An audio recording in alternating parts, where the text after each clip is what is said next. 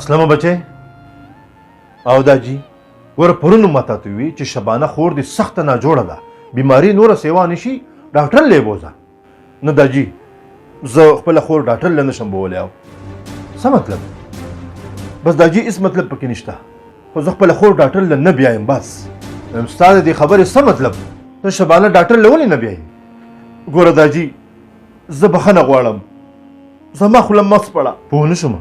ستاسو د مشرانو د لاسه ستاسو د جرګو د لاسه ستاسو د زیاتیو د لاسه ستاسو د غلطو فیصلو د لاسه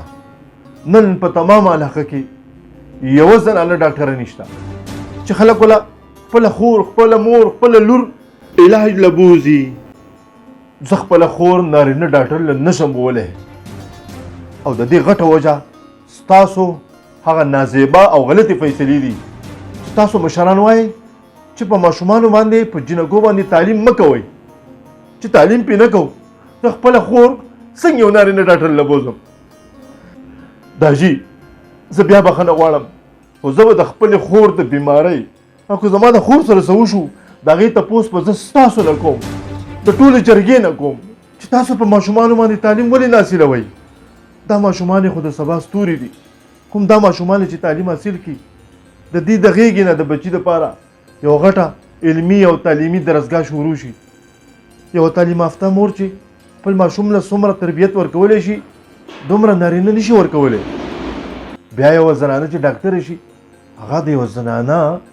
په بیمارۍ باندې ډېره ښه پوهېږي او هغه ښه علاج کولی شي نارینه به یې مطمئني زنانه به هم مطمئني داجي زه ستاسو نه په دې باندې ډېر غټ ګیلمن یم او زما که اوس ورسېد زه به ستاسو ټولو مشرانو نه دا تپوس کوم چې تاسو په ماشومانو تعلیم ولې نه حاصلوئ ولې نه حاصلوئ بس بچیه یوه خبره درته کوم زه د اوسه پورې چا داسې لا جواب کړی نه وم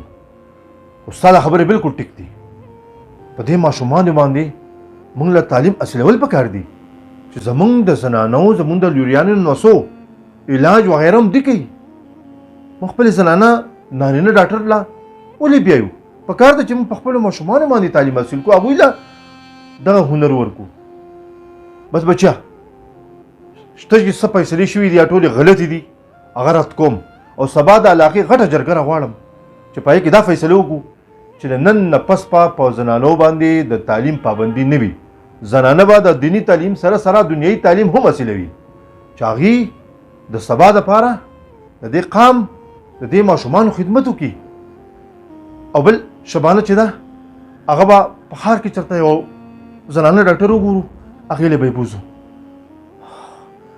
دا زموږ د لاسه دا ټولې غلطیانې شوي دي بس یا الله ته ما معاف کړي یا الله ته ما معاف کړي بچیا ستا خبرې ټولې ټیک دي د سبا نه په دې باندې عمل کو داجي ډېره زیاته مهرباني ډېره زیاته مننه جرګې له بله سره زم زما یو څو خبرې نورې د ماشومانو د تعلیم په حواله دي هغه به در سره هم کوم زه جی خوږو کتونکو دغه پیغام د ماشومانو د زنانو د تعلیم په هیله باندې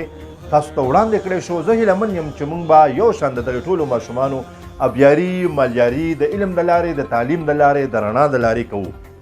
دغه پیغام که ستاسو خوښ شوی وي نو دغې خپلو مشرانو سره شریک کړئ